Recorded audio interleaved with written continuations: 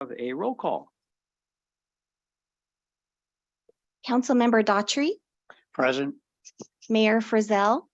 Present. Thank you. Mayor Marine. Here. Thank you.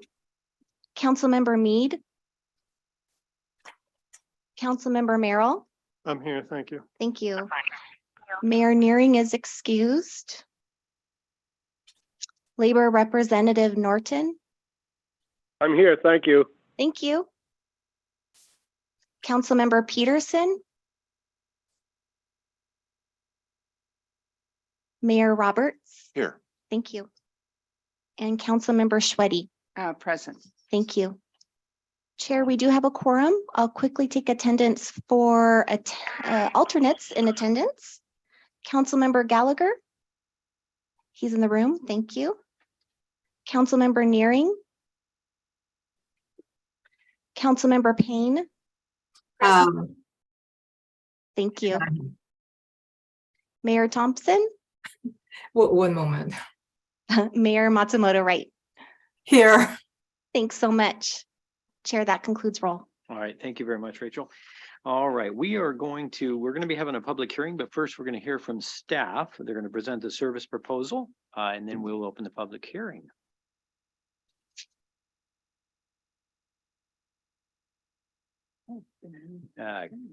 Mr. Chris Simmons.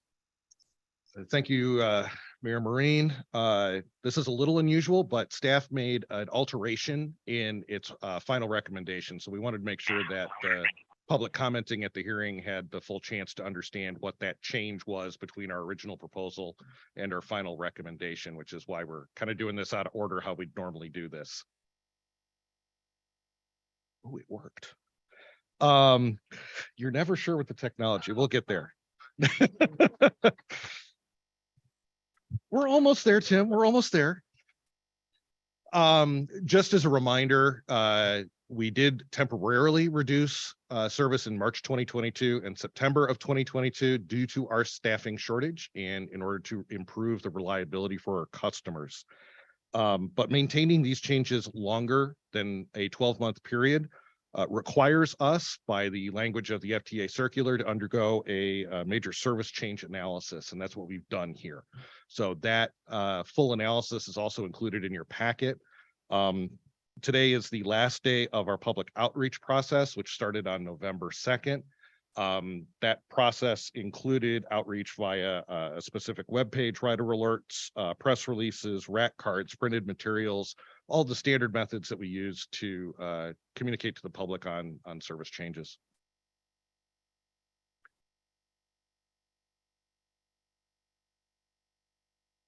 There we go. Hopefully that only went once.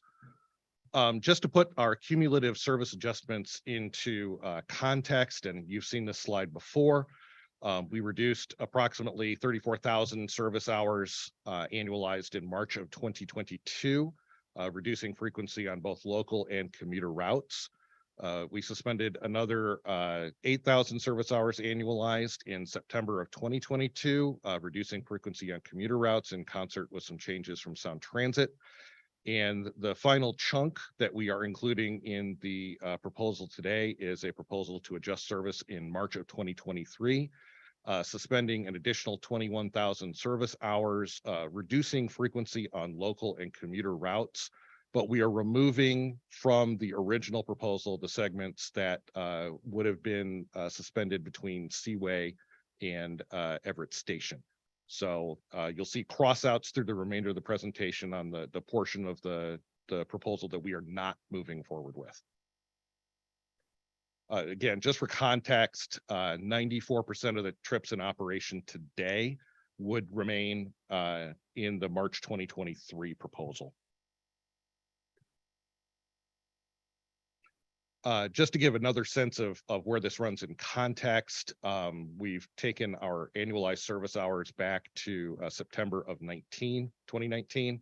And to give you an idea of where we're heading, the portion in the circle that's contained in the graphic is the section that we have under analysis. So essentially a reduction from the 426,000 annualized service hours level in September, October 2021 down to approximately 363,000 annualized service hours for March of 2023.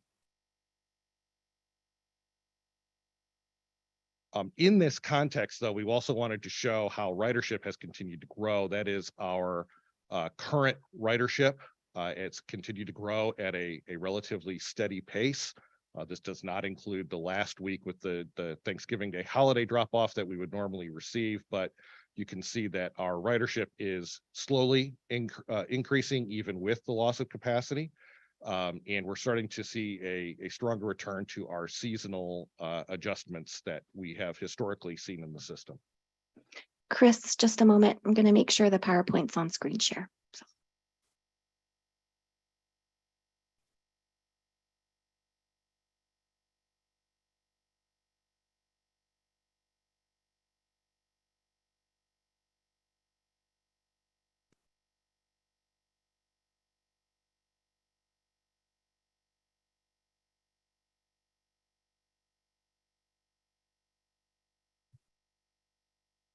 Okay.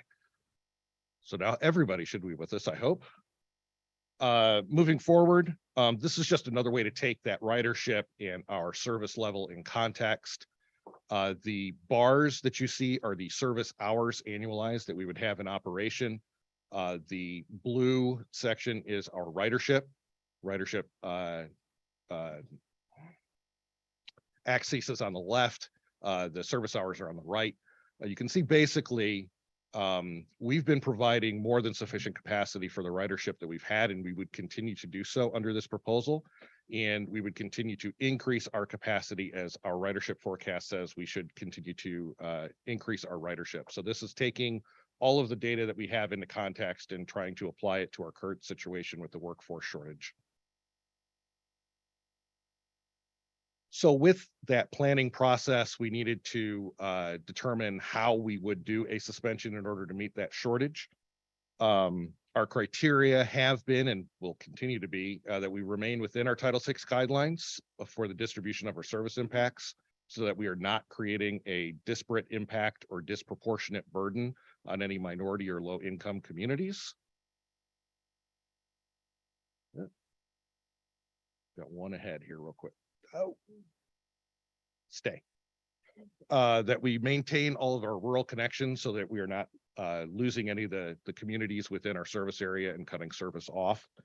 That we are adjusting our weekday service only. One of the stronger pieces of ridership continues to be our weekend ridership, which remains close to our 2019 historic averages.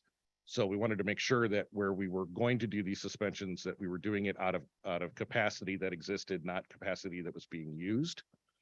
Maintaining a minimum of a 60-minute frequency on services so that nobody had to wait more than an hour for a bus. And finally, we wanted to focus on the highest frequency routes that had the lowest ridership trips. So really trying to find that very fine balance to make sure that we were cutting the capacity out of the system without impacting our riders. That's a really tricky thing to do because we've talked about this with the public in terms of the number of trips, because that's an understandable piece that the public can relate to. But we've done it in terms of service hours. And the reason we continue to talk about trips and service hours is because we are adjusting all of those headways to make sure that all the connections that the ridership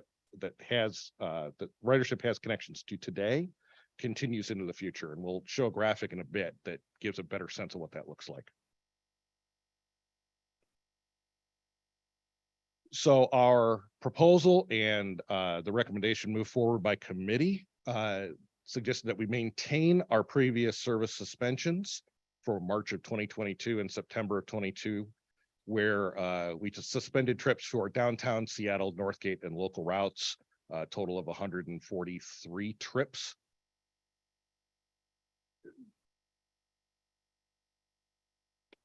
And that we add the additional suspensions in March of 2023 of an additional 78 trips. So a total of 1,233 daily trips continue to operate.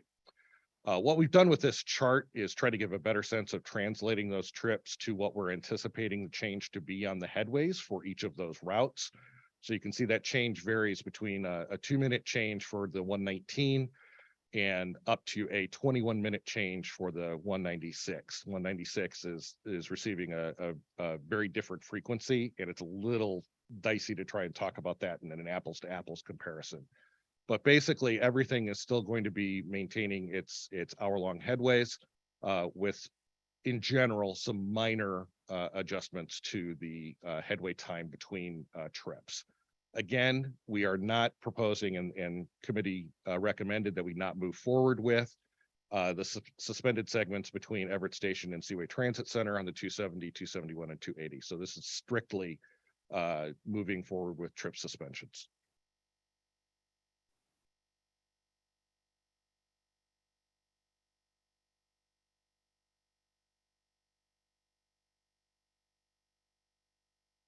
Okay, now the remote won't work. There we go.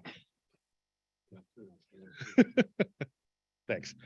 So in summary, we're going to continue to suspend the 143 trips. We're looking at suspending an additional 78 trips, or 6% of what we're running today, to operate 1,233 trips per weekday.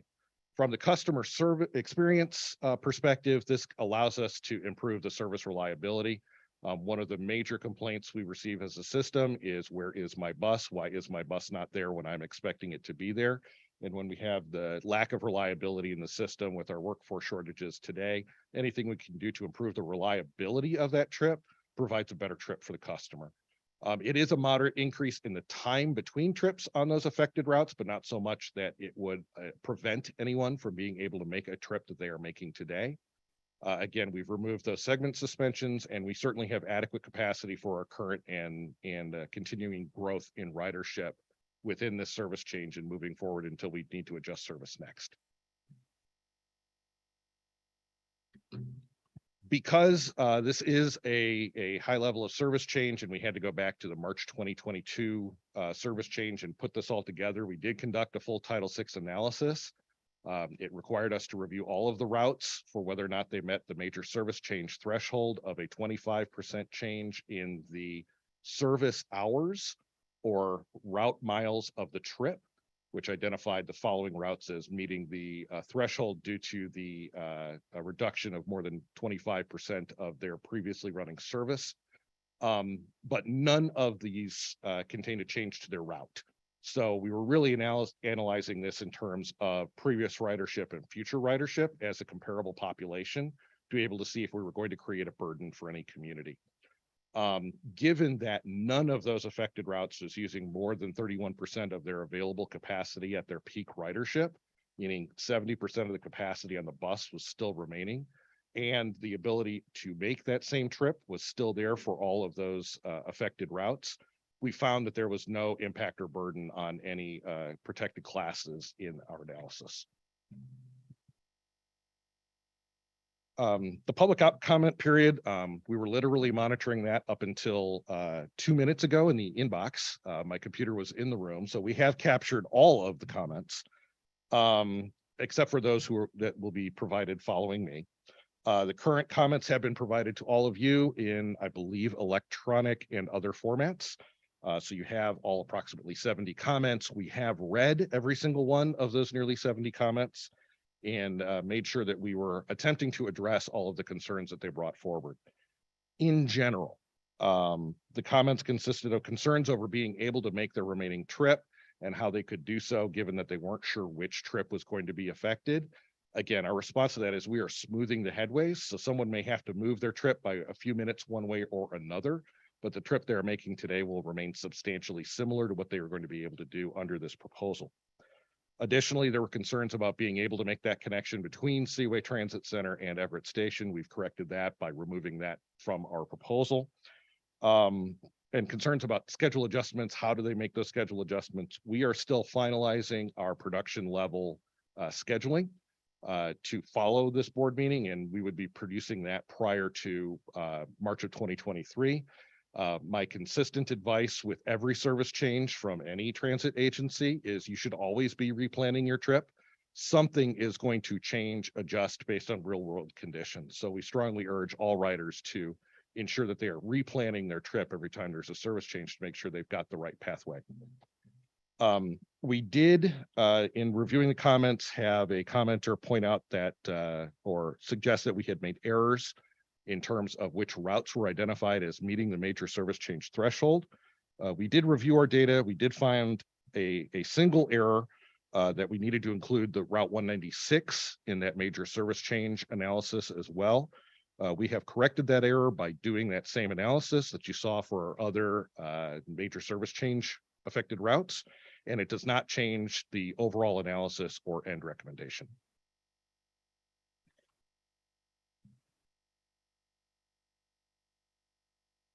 And again, oops, went too far, maybe. There we go. The schedule, we are at the end of the schedule. We have contractual deadlines in order to meet the March 2023 service change date of the third Sunday in March, if I believe I'm correct. And so we are really looking for the board to complete the process today and have its decision. And with that, I think I should leave it to the board hearing next, as I understand it, and then I will be up at the item later on in the agenda to answer any questions. All right, perfect. Thank you very much, Chris. All right, we're going to open the public hearing on the March 2023 proposed service change in Title 6 is now open. So with that, I know I do have some commenters. I don't think in the room. I know a couple online. We have Sabina Araya.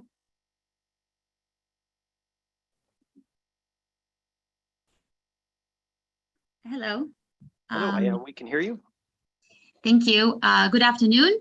Sabina Araya, Lake Stevens resident and former long-range planning manager and manager of system planning for community transit.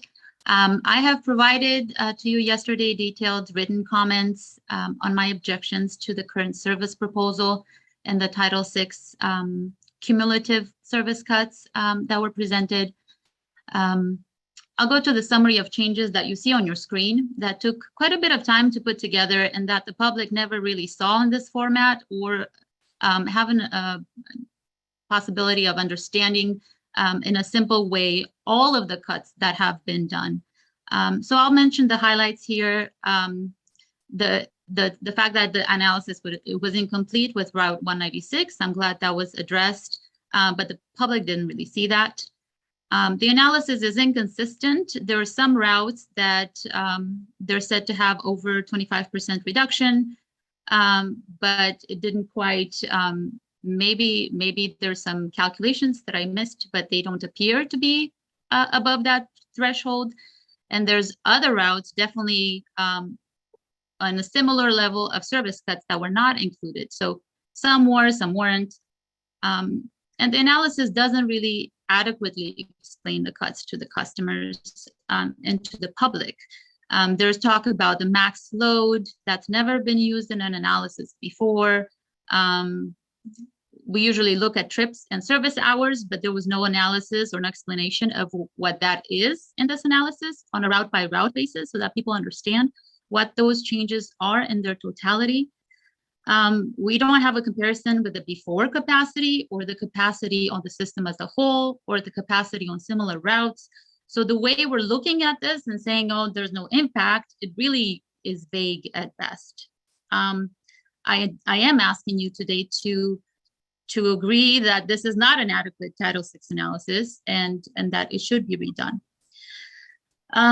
The agency cites an acute shortage of drivers as the reason for the service cuts, yet it's ignoring the obvious answer to that, which is hiring back the drivers it fired as a result of the vaccine mandate. And the recent adjustments to future growth plans is also problematic. We keep moving the goalpost, so to speak. So I would ask you to take a look at the big picture here and see how this vaccine mandate contributed in terms of service reductions in the past year and for future service growth. Outside of the fact that you'll be below the service levels when Prop 1 was passed, which is 2016, so several years back. And it's far below what you just approved in 2021, before the vaccine mandate.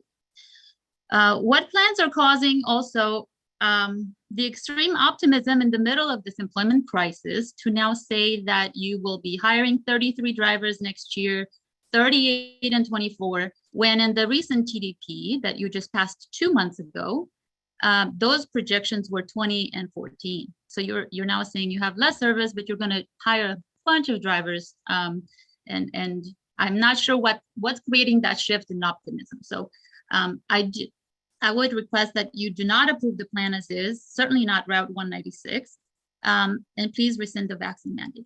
Thank you. All right, thank you very much, Sabina. All right, next we have Shelley Schweigert.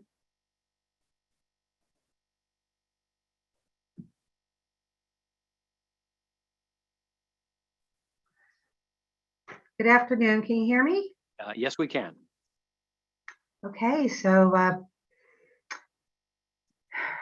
today I'm listening to everyone talk and it's really disturbing. I'd like to see community transit building up a better community transit by restoring the service and rehiring the drivers and the mechanics. It'd be good for community transit and good for building up the business and good for the morale for ATU Local 1576 members. Community transit is the people's choice. Community transit receives $12 million a month. That's a great paycheck from taxpayers. For the agreement is full service, not reduced. And so you continue to get, $12 million a month and not provide the service that we're paying for. I think community transit's goal has always been to help reduce greenhouse gases by getting people out of their vehicles and ride community transit bus and the light rail. So that is my thought as a community transit bus driver for over 30 years. And I'm a 2 million miler safe driver awarded by community transit. And it is my professional opinion that we're going in a different direction than what the people needs are during the winter. We need to have our people drive our buses and our people ride our buses and keep the community built up, not torn down. Thank you. All right, thank you, Ms. Schweiger. All right, those are all of the people I have signed up. Is there anybody in the room? I don't have anybody signed up. Is anybody in the room that'd like to speak to the trip reductions?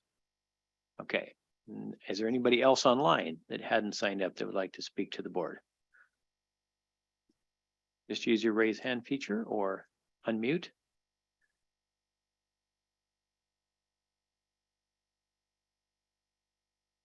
Okay.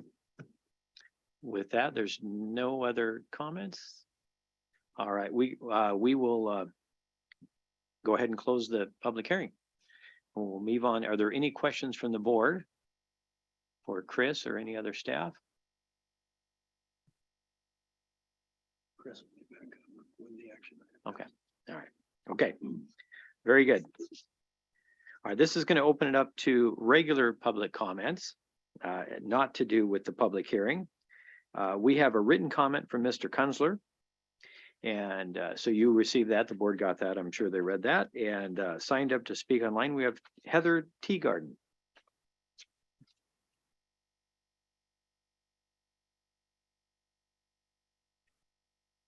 I can just unmute. Hi there. Hello. I'm Heather Teagarden. I'm a resident in Briar, Washington.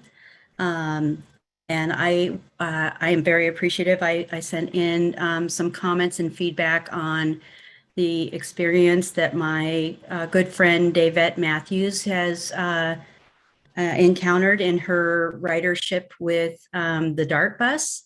And I had some significant concerns, and I am very encouraged that since I brought these to the attention of community transit, there seems to, and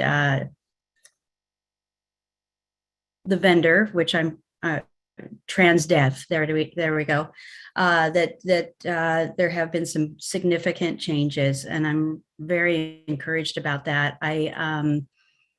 We've continued to keep tracking. Unfortunately, the tracking that she had accumulated for October got misplaced, so we weren't able to provide that. But just in last week, of course, was a short week. There were just 2 morning, let me back up for a second and share that she lives in North Marysville, Smoky Point, and commutes to Alderwood Wastewater District. And since she's the receptionist there, it's very important that she arrive on time. And if she doesn't, then she does have to take PTO time for that. So last week on Tuesday, she did arrive 5 minutes late at 8:05, and on Wednesday, she arrived at 8:10 a.m.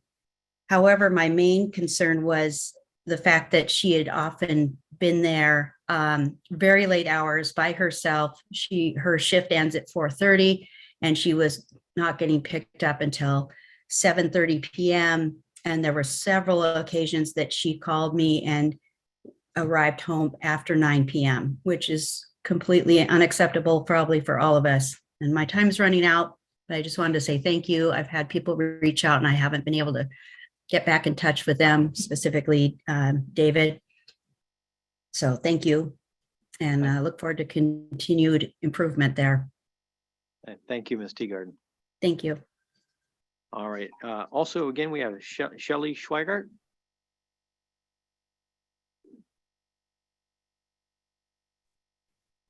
Hello? Hello. Would this be the plan form for, Yeah, this is just the regular public comment period for Okay. that you're signed up for community transit. I'm still getting the hang of it. That's right. Okay, so I just wanted to point out that, community transit is the people's choice. And I'm very proud of being a part of building up community transit for all these years. That's why I want my job back, by the way. I'm asking again today to please rehire me back. I want to keep being a part of my team, and I miss that, and the customers miss me, and I want the opportunity to retire properly. I have 2 more years, and my union is supporting me, and they know that I was terminated wrongfully, and I would really like to stop all the court actions and just get back to my job. I request for you to consider hiring me back, and along with all my fellow drivers and mechanics. It's good for the company, good for the people. And I would like to add that recently in November, Governor Inslee went to the summit in Egypt, and he brought back home $1.9 billion for Washington for public transportation over the next 5 years. We are in good shape, and I want to be a part of that. So that's all I have to say. Thank you for listening. Thank you very much, Ms. Schweigert. Okay, if there's anybody else joining remotely that would like to speak, just use a raise hand feature. And we will call in if there's anybody in the room who'd like to come to the podium and speak to the board. All right, I think I saw a hand there. Where'd they go? Ms. Araya. Oh, Ms. Araya raised her hand to Oh, speak. all right, Sabina Araya. Yes, hi, hello again. I just wanted to remind you of some of the reasons why the vaccine mandate should be rescinded. The president declared the pandemic is over. The state governor ended his emergency powers. You don't have the vaccine requirements in your own jurisdictions. No other transit agency serving the county implemented a vaccine mandate, and they are in better shape than CT is. The CDC acknowledges the vaccine does not prevent transmission.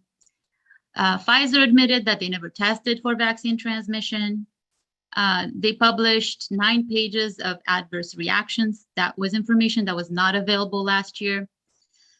In light of some of the most common risk, like heart inflammation, especially for the Moderna vaccines, recommendations changed in that regard for younger folks.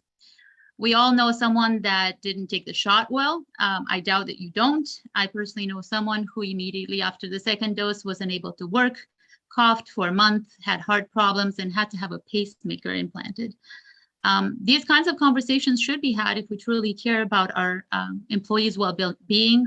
And I know CT employees who had adverse reactions to the shot and who would not want to take another dose. We are past the recommendations for days to get a booster. So unless there's a booster mandate, your original vaccines are not effective. And regardless of the number of boosters you got so far, unless you have the latest bivalent one, according to the new federal health regulations, you are not up to date. According to a Washington Post article just in November, the latest data shows that close to 58% of COVID deaths in August of 2022 were from people who were vaccinated or boosted. Customers, vaccinated or not, sit maskless, right, one next to another, but now have a lot less service. Contracted drivers, First Transit and TransDev, who drive CT commuter and paratransit service, have been given preferential treatment over union directly employed drivers whose livelihoods have been taken away. There is a blatant inconsistency in the application of this mandate and the messaging to customers on its impact. How are you telling a paratransit customer that you fired a fixed route driver for not being vaccinated, but their own driver, who has a lot more contact with them, is exempt? And today, according to another Washington Post recent article, nearly 9 out of 10 COVID deaths are in people 65 or older, and this is the population whose drivers you are exempting. The agency has no measures that the vaccine mandate improved safety, no data to support continuing its enforcement. For CT, the data simply does not support the narrative, and I would urge you to please rescind the mandate and hire back your drivers and start rebuilding service. Thank you. All right, thank you, Ms. Araya. All right, is there anybody else online? Use the raise hand feature. Okay, I think we can move on from that. All right, next up, one of my favorite things that we do at the board is employee service awards. CEO Andrew Fritz. Thank you.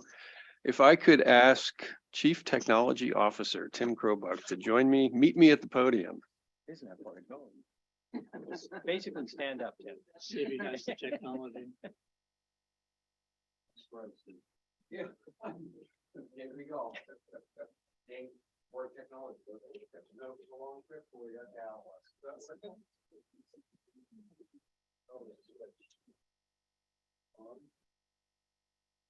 No? Yes? Can you hear me now? You better think about what you're going to say, because I'm not going to talk for very long. Wow. So we rise to recognize Tim Krobuck today because he recently indicated to all of us, and I reported to the executive committee the other day, his intent to retire this month from community transit after almost 15 years of service to the agency. So it's my honor on behalf of the employees to recognize his service today and his contributions to the agency, which really are quite extraordinary.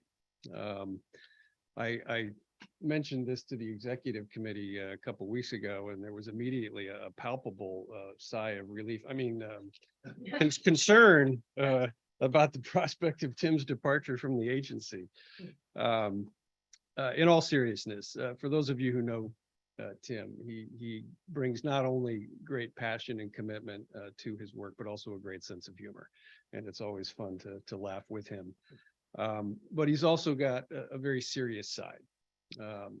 He's been here a long time, and he's had a lot of time to think about his service here and reflect with us about his contributions. And we asked him what his greatest contribution was to the agency in his opinion. And his response was not a big project or a complex technology or a new widget. It was the team that he built within the information technology department. And I couldn't agree more. It's a phenomenal team, and they work so hard every day to keep our services up and running, to keep all these services operating so that we can do the public's business. So that's a direct reflection of his leadership as a mentor, as an innovator, as a cheerleader, and a supporter of his team. We asked his team to describe Tim in one word or two. What comes to mind when you think of Tim? One said exceptional leader. Another said thoughtful mentor. Another said thoughtful mentor and leader. One said, fierce advocate for his team. Yet another said, fun and funny. Not always the same. And finally, one said, real. Tim is real. He's the real deal. When I first met Tim, I think it was the first week I started in the pandemic in an empty building over at Merrill Creek. And I walked down the hall to find his office, and I was met with this blinding red floor mat with the Washington State Cougar logo on it. And I peeked into his office, and there was this theme of crimson all around the office. And I thought, okay, I know how this is going to go. But despite that, we connected immediately. And as a doc, we found common cause and our mutual discomfort with all things purple. Anyway, a couple of quick things I do want to recognize you for specifically, just in terms of your tenure. Started in 2008, started with 26 employees. That's grown to over 40. He's overseen the implementation and transition of our practice and use of technology into several major systems, including our APTS system, our voice over internet protocol communication system, the first version of Orca back 15 years ago, and then next gen Orca system that we just deployed this year. He's been there every step of the way to deal with these things on behalf of the agency and as a regional partner with all of our partner agencies here in the county and across the Puget Sound region. I think Tim's greatest gift is his ability to translate the complexity of his work into simple concepts and words for policymakers and fellow executives. So, you know, I know he's proud of his accomplishments. He's proud of his team. He's looking forward to doing some new things, probably going to Pullman once or twice more than usual, traveling with his wife Connie and his family, which he's already got a jump start on. And so we're just delighted for him about the next chapter. We're so grateful for his service and his leadership to date. And I just want to say thank you. And it wouldn't be in a recognition without some hardware. So this exceptional timepiece has been given to Tim with the plaque recognizing your 14 plus years of service. Thank you. Fitting Very to welcome. San Juan.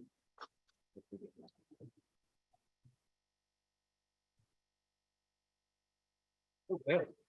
Stand around.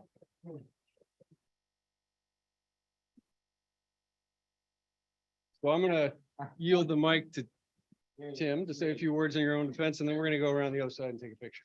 Okay. Yeah. Yeah. No. All right. Words first. Words first. Yeah. Rick and I had a tough football weekend last weekend, as you can imagine. You know, IT people love recognition and they love to speak in public session too. So you're catching me at a good time. I do want to thank the board. Some of you, I think, Joe, you were on our board or close to being on our board when I joined the agency. Yeah, I I think it was on. I remember our trip up to Semiahmoo in the back of the van is when I first met you, and we got Yes. to know each other. Yeah, we Talked did. about 2 hours in a van. Yeah. Yeah, we had to talk to each other. Yeah, that's right. Eventually I gave you my signature, which I know you still prize and relish today. Yeah, I've got to find that. Yeah. But I do want to thank the board because either explicitly or implicitly, as you approve budgets, you've supported all the work that we do. And Rick said it well. I haven't done anything. It's my staff. They've done the work. And they're a fantastic staff. And we've been building that staff since I joined. Because all the requirements changed for the business. And I couldn't do it without, you know, very explicit support by the board and the board members and understanding when sometimes technology doesn't work. We even made the Arlington News, I think, last night with our internet outage. But I couldn't be more grateful for 14, 15 years here and for my peers who are executives who are a fantastic team to work with. You can see there on the monitor, we had tie day one day. It was very popular. I had about 4 of those extra ties in my office because, you know, I love that. But it's always about a team. right? It's the board team, it's my executive team, it's my IT team, everyone does it, and no one person. So thank you very much. It's been great serving this really great agency. And I'm out of words. Yeah. Yeah. So, Well, Tim, I would like to say, for one, I don't understand why people give clocks at a retirement, but it's the last thing you need is a clock at that point. that's very true. But just, it was great to meet you those many years ago. Mhm. And, I'd say, I know I had the time where I wasn't on the board, but I've always thought of you as a good friend. You're a great leader. You're one of the few from Wazoo that didn't cougar it. So,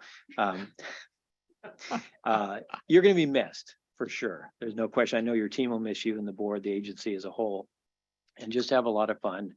You've earned it, you deserve it, and I think you're leaving community transit in a good place. So it's better for your having been here. Thank you. Thank you. Yeah. Yeah, that's really important to leave a place better than when you found it. So that's a lot of people that put that effort forward to make that happen. So again, thanks very much. It's been a great time. Who knows, I may visit every once in a while.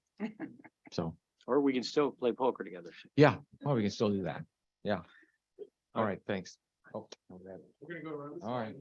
We're gonna have a board in the background. We're gonna be bored in the background. What board is it? Oh. Yeah, you guys. Yeah. I'll stand up.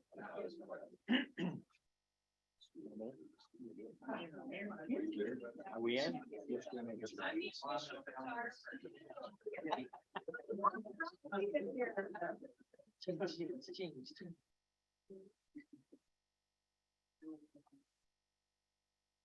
Trying to cut the board out. Thank you. Appreciate that. Thank you very much. Thanks, Jack. You're here and shake your hand one more time. Thanks, man. Appreciate it. Appreciate it.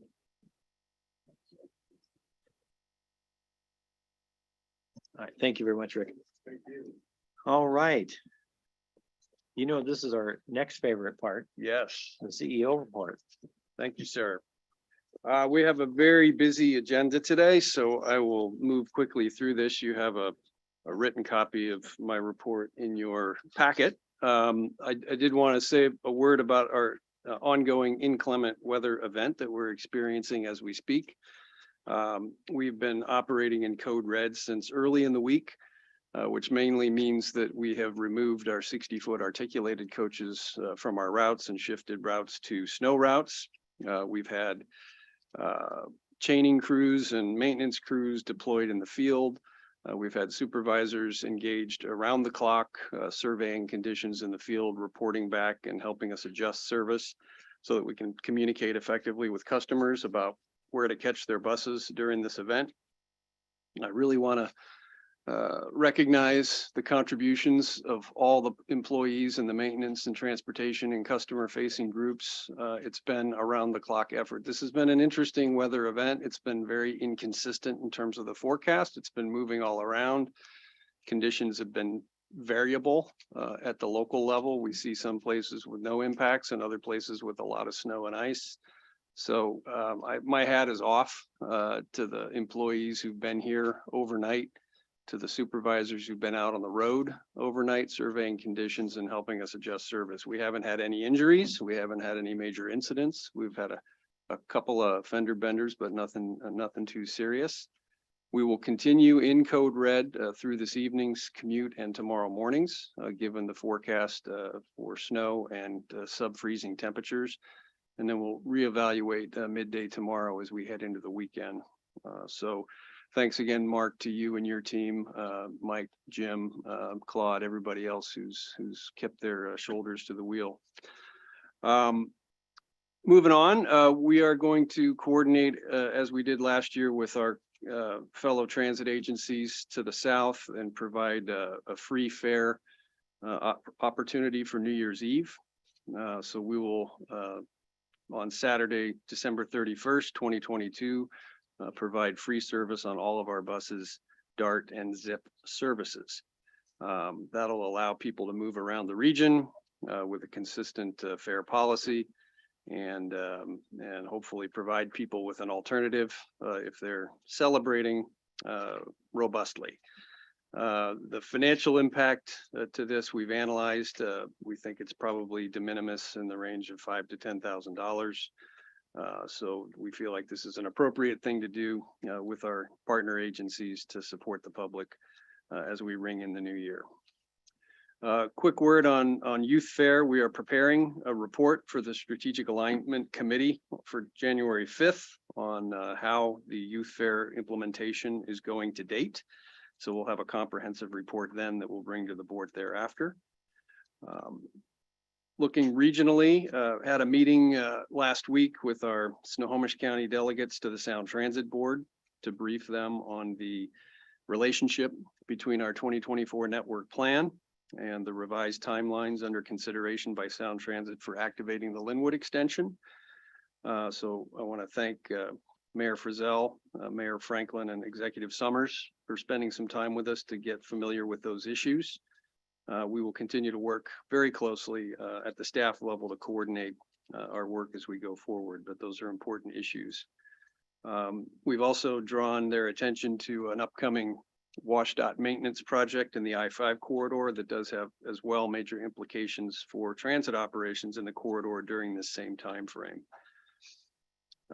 We had a fourth quarter WISTA Board of Directors meeting at the beginning of the month and had an opportunity to get the WISTA legislative agenda for the upcoming session approved, and we amended that agenda to include putting some attention on the state's role in supporting workforce development at the community college and high school level. So that'll be a part of WISTA's advocacy this year. Also had an opportunity to meet and spend time with the new CEO at Sound Transit, Julie Tim. So that was a great meeting.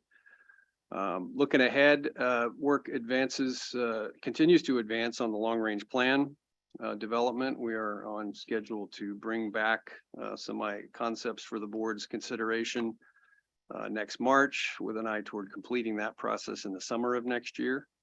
Likewise, work is proceeding apace on the Everett Transit and Community Transit consolidation work. We're making progress on a number of key issues, and the Joint Policy Committee just met Monday of this week. So more to come there. A couple of words quickly on employee engagement, recruitment, hiring, and so on. We had 10 total COVID cases in November. So that was good news. We'd had higher numbers in October and September. We're waiting to see how the post-holiday counts look, but we've been able to make some adjustments to some of our COVID policies, and we had our first ever since the beginning of the pandemic employee appreciation lunch 2 weeks ago over in the shop at Merrill Creek.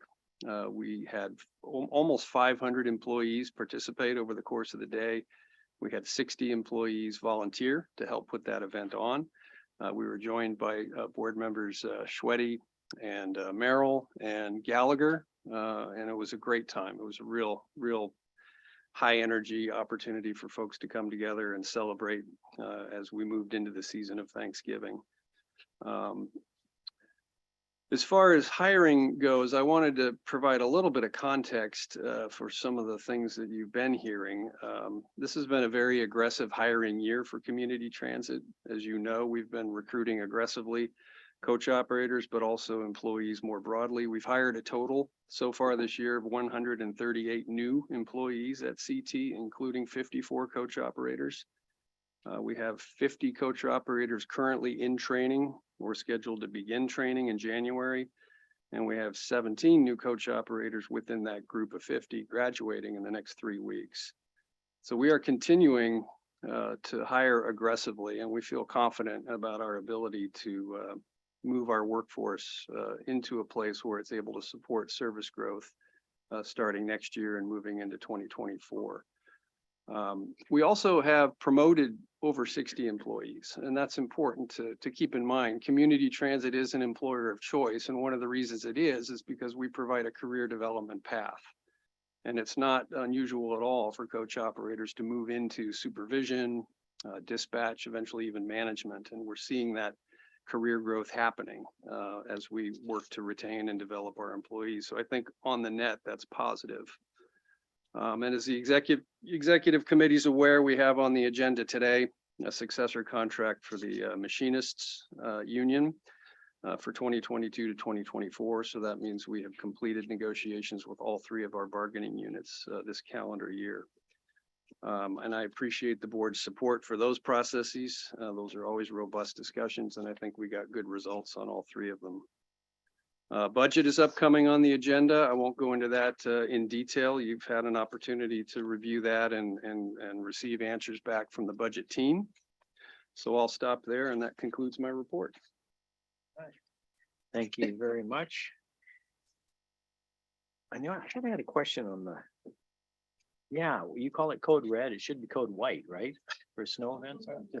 So you guys think about changing that, it would make a heck of a lot more sense.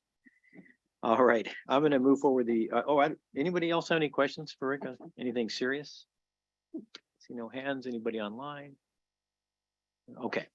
We will move on to our committee reports. The executive committee met on Thursday, November the 17th. Councilmember Schweddy, Councilmember Merrill, Councilmember Daughtry, and I attended. The CEO report shared just now was provided. An executive session was called to review the performance of a public employee. The next executive committee meeting is scheduled for December the 15th at 11:30 a.m. And next up, we have the Strategic Alignment and Capital Development Committee, Councilmember Merrill. The Strategic Alignment and Capital Development Committee meeting was held remotely over Zoom on Wednesday, November 16th, 2022 at 2 p.m. In attendance was Councilmember Merrill and Labor Representative Lance Norton. Mayor Marine, Councilmember Peterson, and Councilmember Meade were absent.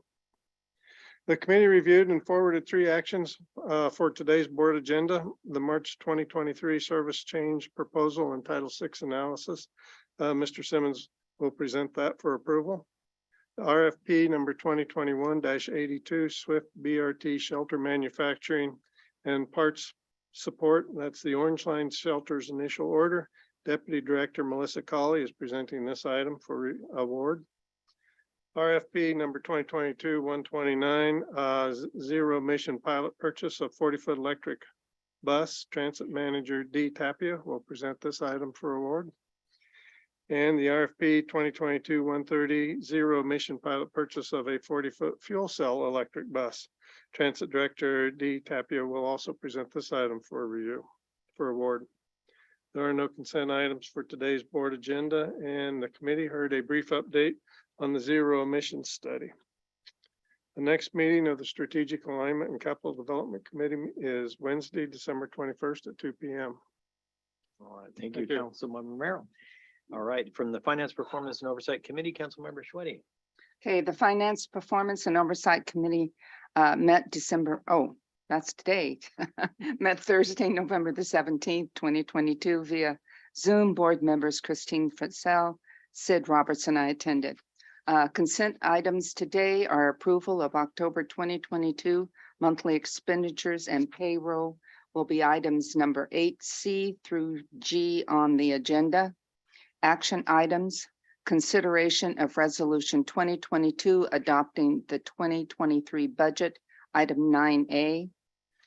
Reports were Q3 2022 financial report. The unaudited financial report for Q3 2022 was presented to the committee and is included in your packet. The October 2022 sales tax report. In October 2022, Community Transit collected approximately 17.1 million in sales tax revenue, approximately 300,000 more than budgeted. A copy of the report is included in your packet.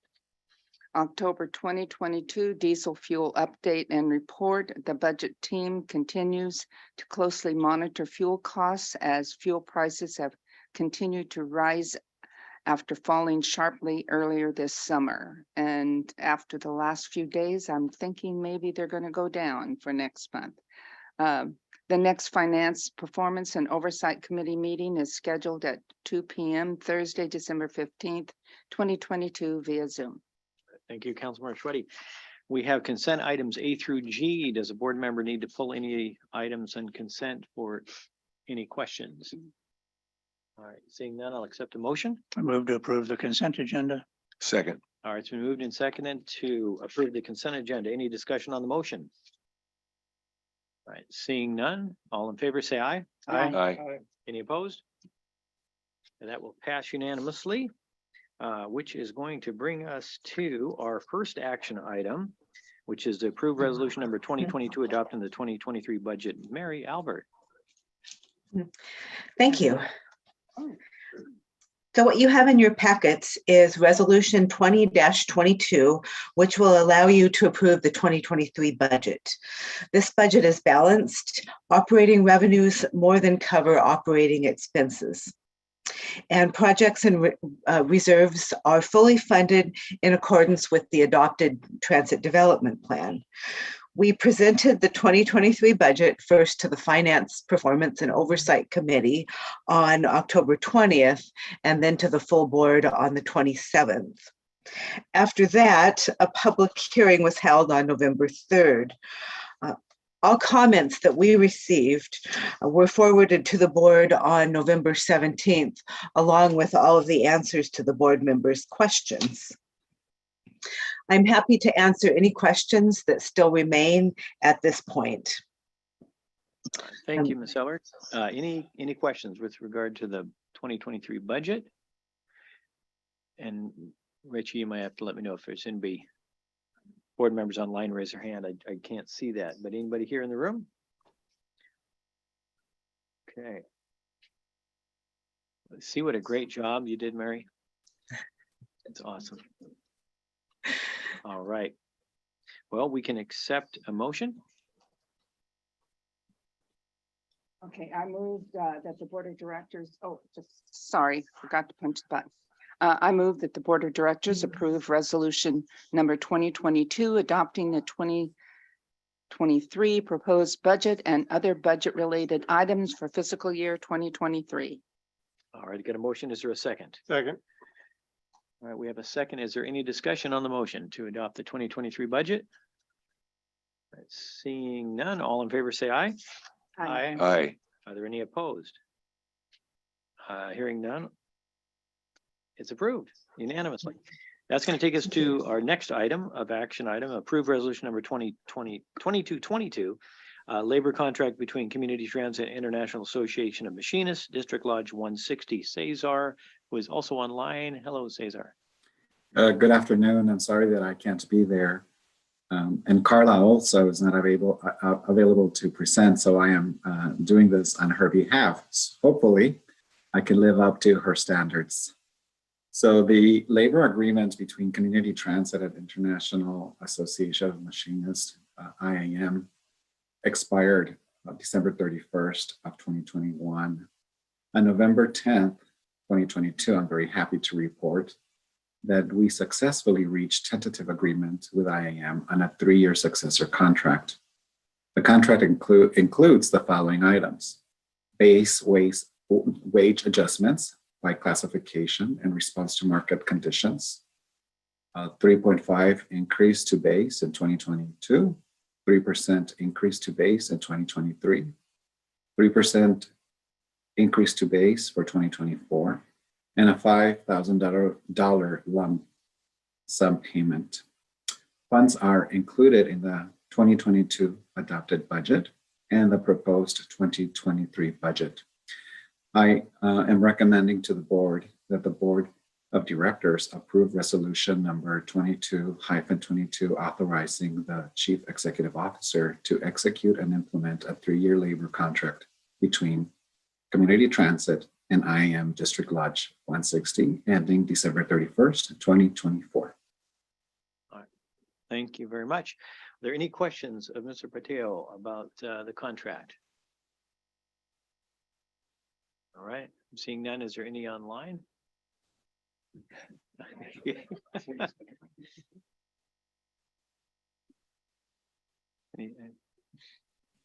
Tim, you're not getting the 5,000.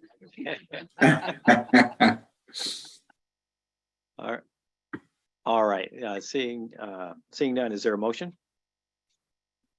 Yes, I move that the Board of Directors approve resolution number 22-22, authorizing the Chief Executive Officer to execute and implement a 3-year labor contract between Community Transit and IAM District Lodge 160, ending December 31st, 2024. All right, we got a motion. Is there a second? I second. All right, we have a second. Any discussion on the motion? All right, seeing none, all in favor, say aye. Aye. Any opposed? It will pass unanimously, which brings us the approval of the March 2023 proposed service change. Chris Simmons.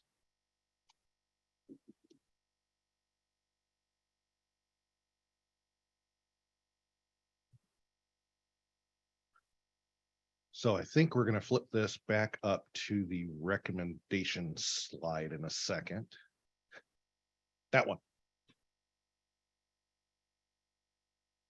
And since we presented earlier and you've heard comments, I am up in this segment to answer any remaining questions prior to board action.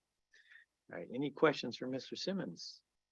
Yes. Yeah, I just Mayor had a Roberts. quick question. I noticed that some of the cuts, some of the reductions are at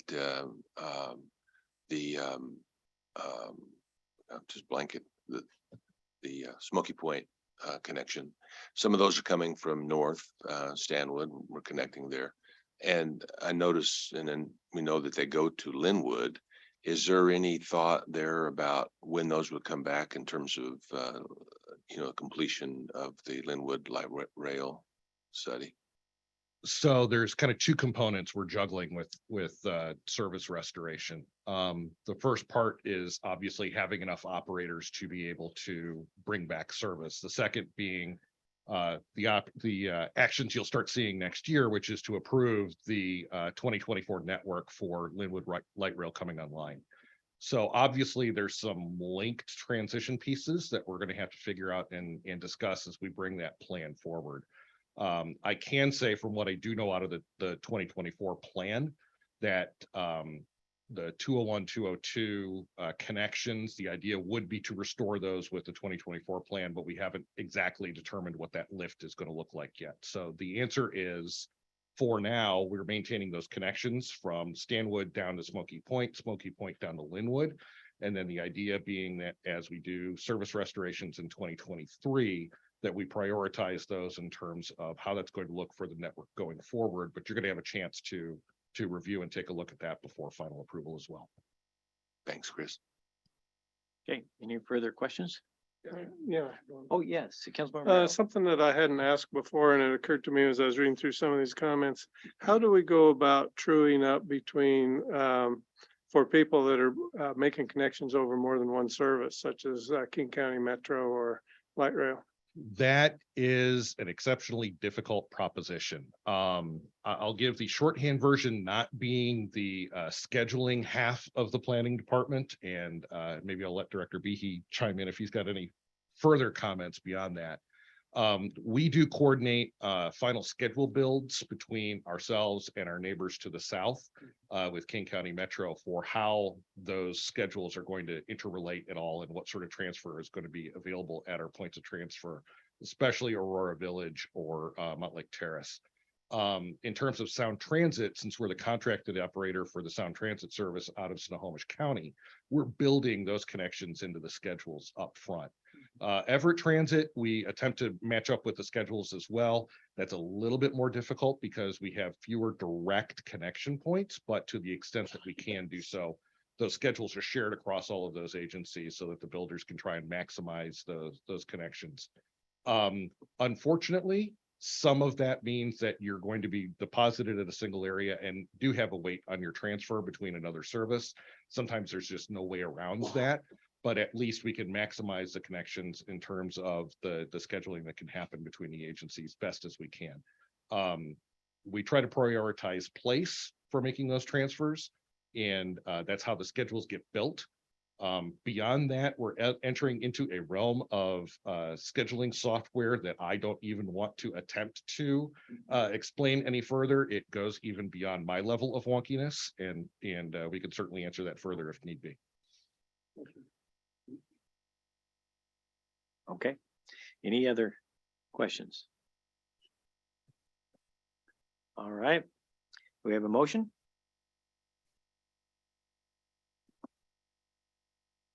Somewhere. I move that the Board of Directors approve the full package of service adjustments implemented in March 2022, September 2022, and the revised service adjustments proposed for March 2023. Second. All right, we got a motion and a second. Is there discussion on the motion? Seeing none. All in favor, say aye. Aye. Aye. Any opposed? Okay, that will also pass unanimously, which brings us to award contract RFP 2022-130 40-foot fuel cell electric bus to TPL. D. Chair, we did miss one item on the, skip one item on the agenda. Oh, the shelters. Item D. Who needs shelters when it's snowing? All right, fine. We'll do the, we'll go with award RFP, the Swift BRT shelter manufacturer and part support orange line This is order. my first time presenting in person in 2.5 years. It just Melissa, got me. I apologize. I'm sorry. I really don't know how I'm going to do, you know, when I don't have like a child walking behind me eating a bowl of cereal or a dog barking. So, you know. You're gonna look great after my mistakes. So there you. So good afternoon, everyone. Melissa Colley, Deputy Director of Planning and Development. A couple things. First, I just wanted to let the board know that we're going to come back in January and do a full SWIFT program update. So let you know where we're at on all the lines. We'll be excited to do that. There was a lot going on today, so we'll defer to January. And so you have before you today awarding RFP 2021-082 for the Swift BRT shelter manufacturing. So I just wanted to highlight a couple things. First of all, you'll remember that when we were in design and engineering of the Orange Line, we did a station redesign process. So looking at ways that we could improve the station design, and we looked at all kinds of things, amenities for our customers, and came up with this new station design. That's what will be reflected in the Orange Line. So we're really excited about that. And then I was remembering that it was February of this year. I was thinking it was last year, but just February of this year, we came to the board and asked you to award the 10-year contract for the station manufacturing to Dimensional Interventions. So that happened in February. And now we're coming back to ask for you to award the actual order of those contracts. So 19 Swift station shelters, and then we have parts, installation, those sort of things. Actually, and you can see this is what the rendering looks like of the station redesign process. And then Rachel, do you have a picture of what it looks like at the factory? So Christopher Silvera, who you know is our Swift BRT program manager, is actually in Kansas City with our team, and they're doing quality assurance and quality control. They're looking at the new station design. It looks beautiful to me. And we do that to make sure that when we get out on the corridor and we're impacting traffic and we're doing construction, that we know what we're doing, everything looks good. So that's really exciting. It's been the first time for the staff to actually get their eyes on that. And I think there was one more picture. Yeah. Roland was concerned about the color, so don't worry about that.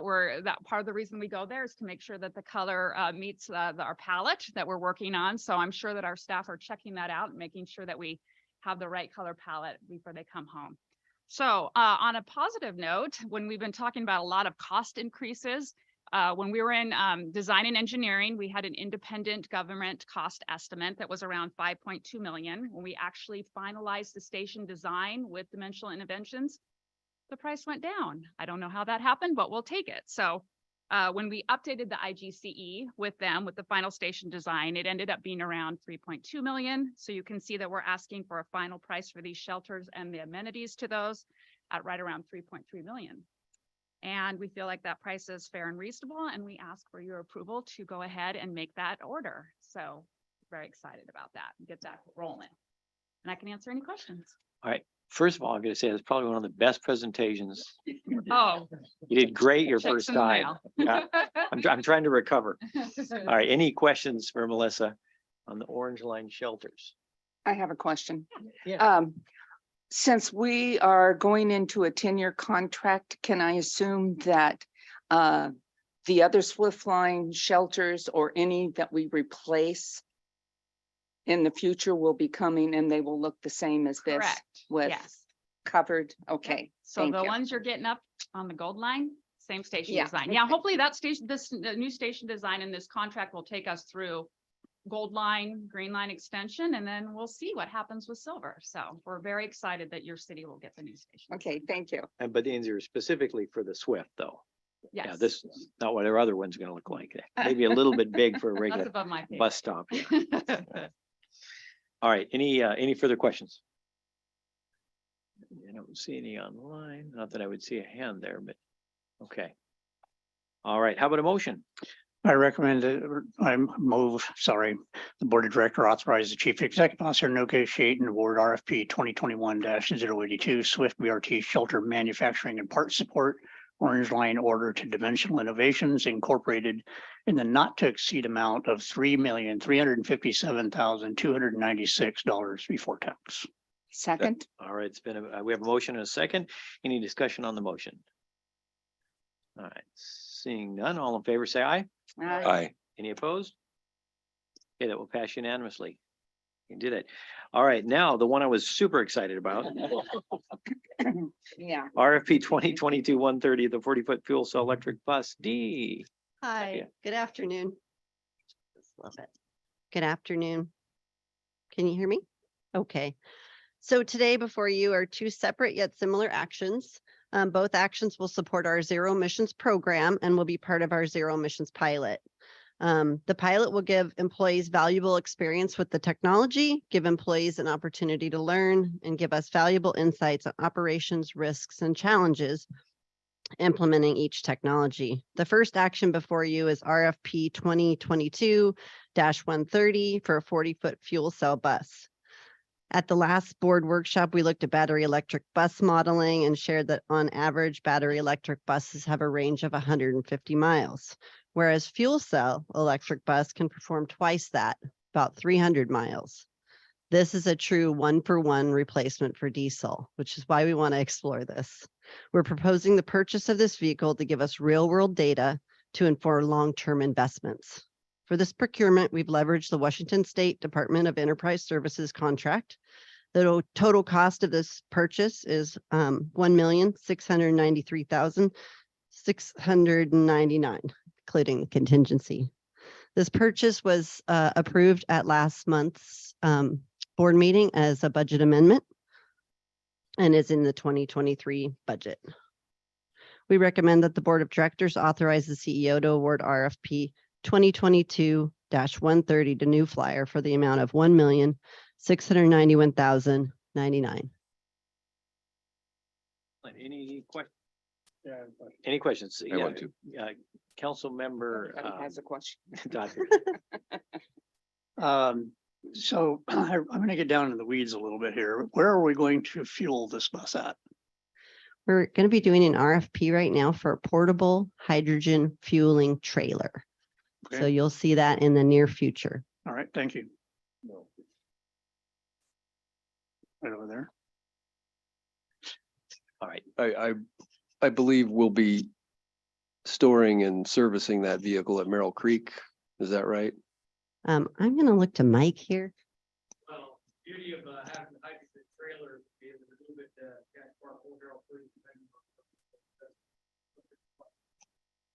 there you go. Have trailer will travel. All right, is there any other questions? Yeah, Councilor Schwetti. I think they have questions too. So and the one that we're approving first is the fuel electric bus, right? The fuel cell, which is the hydrogen electric bus. Yes. Oh, okay, so it goes 300 miles as opposed to 150. Right. That's right. Okay, Yes. so just a question.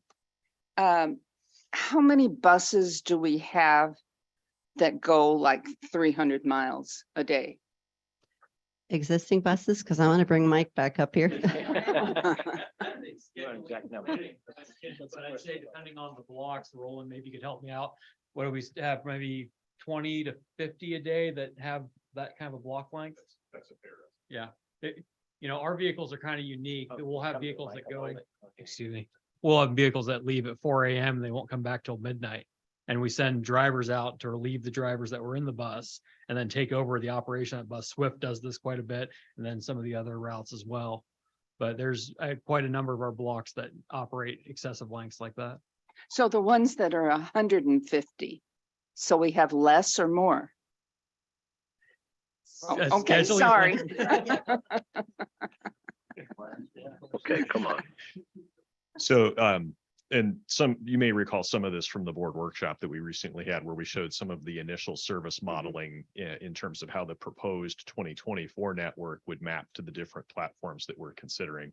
And in general, nearly all of the service that serves Southwest County, so the area that's really south and west of approximately of Everett, would be suitable for service with a battery electric in the, say, 150 range in terms of the length of those blocks.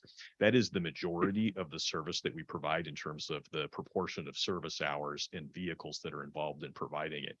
The service that is generally in the North and East County area tend to be longer blocks, and also the Swift blocks are longer just because of the duration of how long they're out there throughout the day.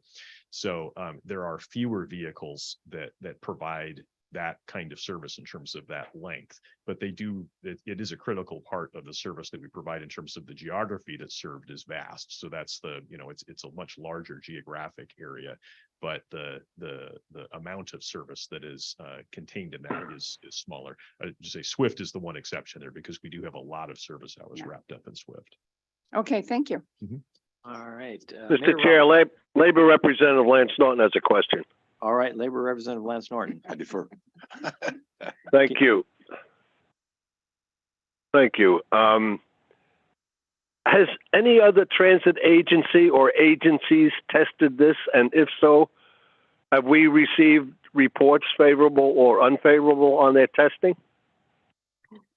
Yes, several transit agencies have actually migrated from battery electric to hydrogen for the range. So Sunline Transit in Palm Springs, Orange County Transit Authority in Orange County, California. King County Metro is now doing a feasibility study for fuel cell. It is all because of the range, and I could probably go on. AC Transit in Oakland has also moved to more fuel cell than battery electric because of the range. And with all those agencies, have they been favorable in their testing? Yes, and Sunline has been doing hydrogen for 20 years, so it's definitely stuck around for all of them, and more agencies are favorable to it and migrating to it. Are they comparable size, or larger or smaller, or what, compared to community transit? The agencies, Sunline is The a ones little that bit. tested, yeah. Yeah, Sunline is a little bit smaller. We have Foothill in California and also Orange County. It's very similar size. Okay, I just thought, $1,693,000, a lot of money. I just wondered how many have been testing it. Thank you for your answer. All right. You're welcome. Thank you, Labor Representative Norton.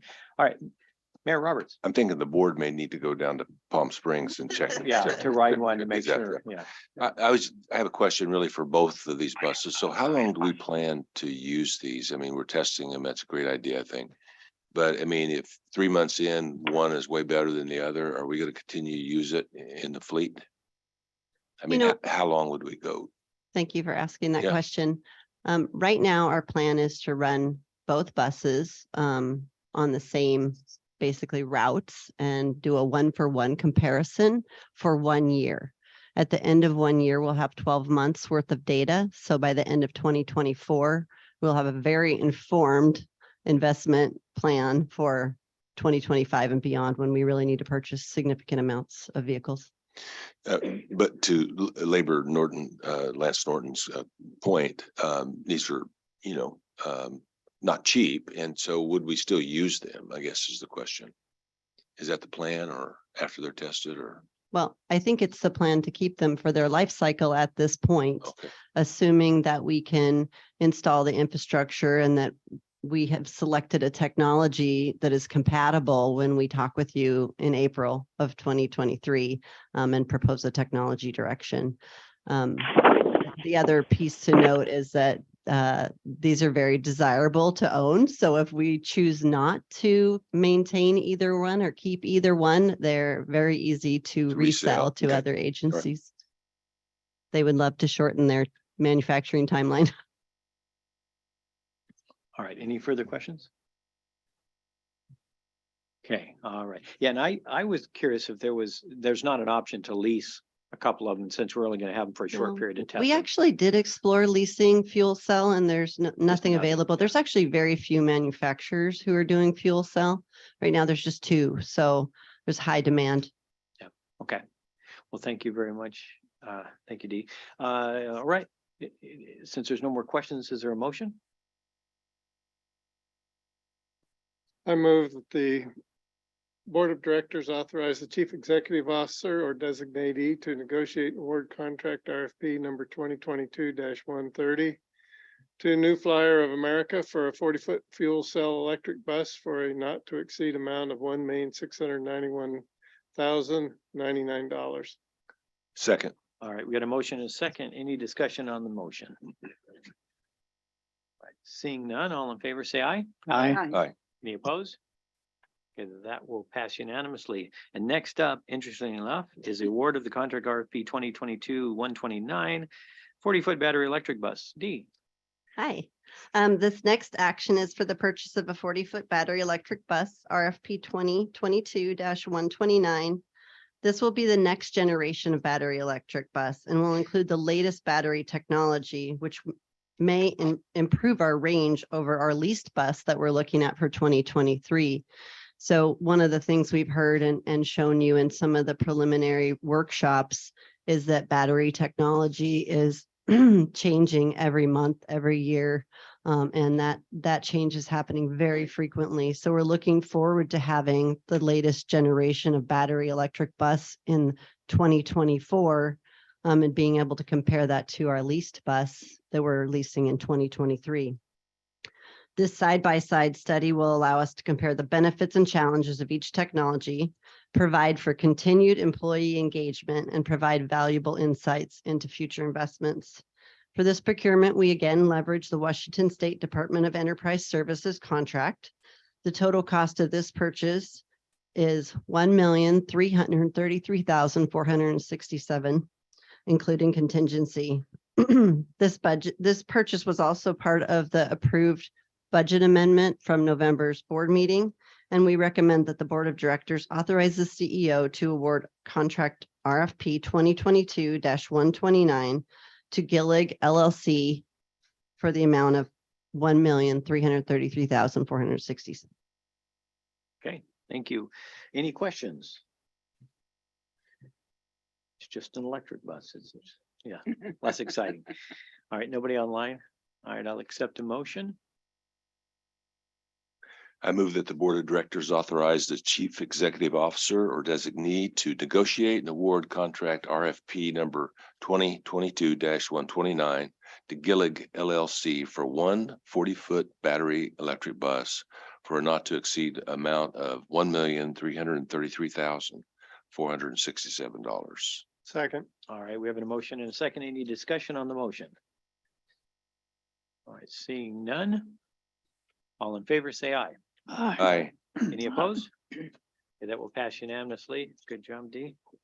Yes, Rick? Just one quick comment on that. Your last question regarding leasing, just wanted to draw your recollection back to the workshop. We're actually testing 3 coaches. The 2 that we've been talking about here today, we're also leasing a 60-foot articulated coach. And so battery electric coach. And that vehicle will give us the opportunity to see how an articulated battery bus will function in our environment. But we're able to do that through a lease and to wanted to make sure you got that response. Very good. All right. We're going to go on to the report. We just so you know, we do have an executive session. We'll be meeting and then probably coming back with some actions. So first of all, as far as the chair's report, I just again want to say thank you to Tim Krobach for his time here and his leadership and again, the way you've left the agency. And also, we're talking a bit about all of the hard work and the dedication of the people during the snow, not to mention on the heels of the windstorm that we were all dealing with. But really that recognition for all of the public works departments out there in all the cities that you guys drive through, that we make the roads possible, or at least to the best, that the weather allows us to do that. And I know from our crews being up, all hours of the night with those plows going, and it's, people don't notice when it's clean, but they certainly notice when it's not one of those things. And so really just appreciate all of the work that goes into just making this happen, right? It's sometimes we take it for granted and we never really should. Is there any other communication from the board? We'll start at this end. Mayor Roberts? Oh, I just want to say, Tim, you're much too young to retire. Just say that. I was thinking the same. Yeah. Thank you for your service. I do believe that we're hiring drivers. So if you'd like to just transition. Yeah.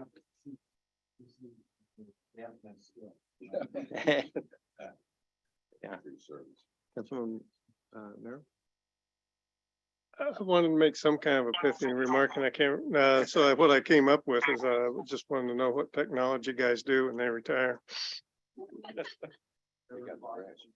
Yeah, just like anybody else when they retire, right? Yeah. Councilmember Schwedding? I think they go to work for school districts.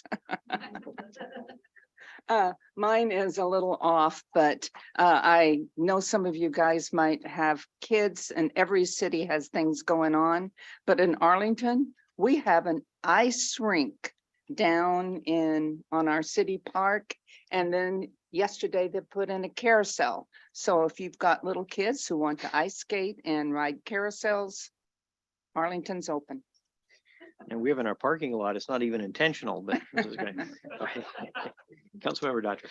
So Tim, I couldn't help notice that's an analog clock. Is that right? I don't know how these things. Yeah. Well, thank you for your service. We really appreciate everything you've done. I've been here not quite as long as Joe, but you were one of the first directors that I met when I got here. And I've always been impressed with your ethics and the way that you do your team building. I appreciate everything you've done for us for the last 15 years. Also, Lake Stevens is doing their Winterfest and tree lighting tomorrow or Saturday. Today's Thursday, right? Saturday, 4:30. So come on down, have some fun. Well, I will mention our chamber's throwing the ugly sweater later today, so but I'm not wearing an ugly sweater. Anybody online, any of the board members online have anything they'd like to communicate?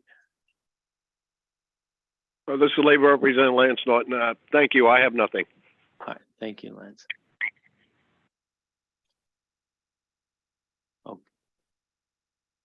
Okay, that's probably it then. Okay, we are going to adjourn to executive session for probably about 15 minutes, and we will be out with likely a decision.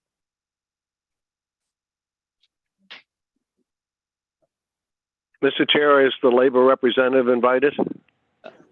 I don't think so. Yes. Oh. Yeah, really? you will be, you will have an open, a meeting room will open up that they can get into? Actually, Lance, there should be a second Zoom meeting at the top of your agenda called the executive session. So you'll want to leave this meeting and join the other. Same for any board alternates who would like to join. Thank you. Okay, is that immediately Yeah. If not soon. or a certain Yes. time after this meeting concludes? They're moving to the room right now, so please go. Oh, at this okay, time. okay. Yeah. Thanks. Thank you.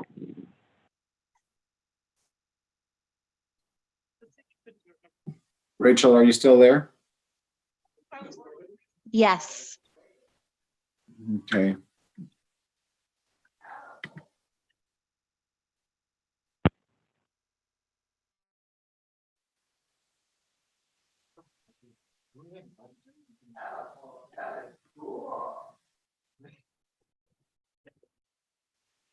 That's what they used to attack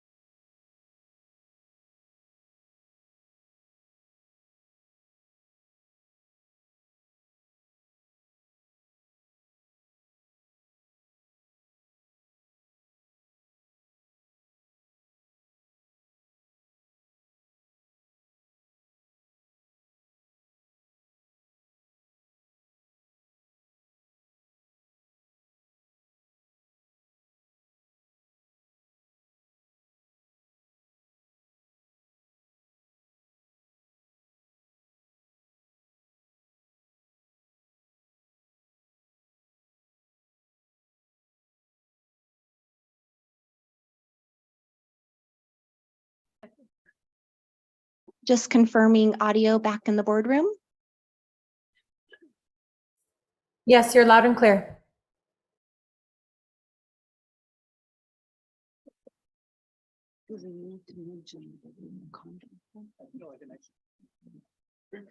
Okay, we are back in, and I think we stuck the landing on that 15 minutes. It was perfect timing. So, yeah, so we were talking about an employment agreement with for our CEO, Rick Ilgenfritz, who I just want to say, thank you for being at the helm the last couple of years and some pretty tough stuff. Some we saw coming and some nobody had any idea. So anyway, we appreciate you being here, and hopefully the compensation, the contract will bear that out as well. So with that, I don't know if anybody has any questions for Rick, or we'll go right to a motion. Just thank you for your service. It's all good from here. I mean, I really appreciate, the way you've brought the agency along during really tough times. And so thank you, Rick. We really appreciate it. Yep. Councilmember Clay? Okay, I've been here for 9 years, and this is the most exciting motion I've made this 9 years. Okay, just a second. Okay, the recommended motion that the Board of Directors approve resolution number 2322, the second amendment to the employment agreement for the Chief Executive Officer with the following inclusions in Exhibit A of the agreement, with an effective date of January 1, 2023 for a term of 3 years, with an annual compensation of $282,484.66, and with additional compensation remaining the same as in 2022. Second. All right, we get a motion and a second. Is there any discussion on the motion? All right, seeing none, all in favor, say aye. Aye. Aye. All right, any opposed? Better not be. I don't hear any, so that will pass unanimously. All right, there you go. Thank you, Rick. Thank When you guys started on that, thanking Rick for his service, it almost sounded like it was, past tense. I mean, it's like, what, really? Yes, you had a good run, buddy. Here's your severance. So, all right, I don't think there is anything. Is there any other business? I don't see any. So we will adjourn. Our next meeting will be, I'm not even sure when it is. It doesn't say. In January. It's in January. We'll see you in January. Oh, Really have a great holiday season. Thank you.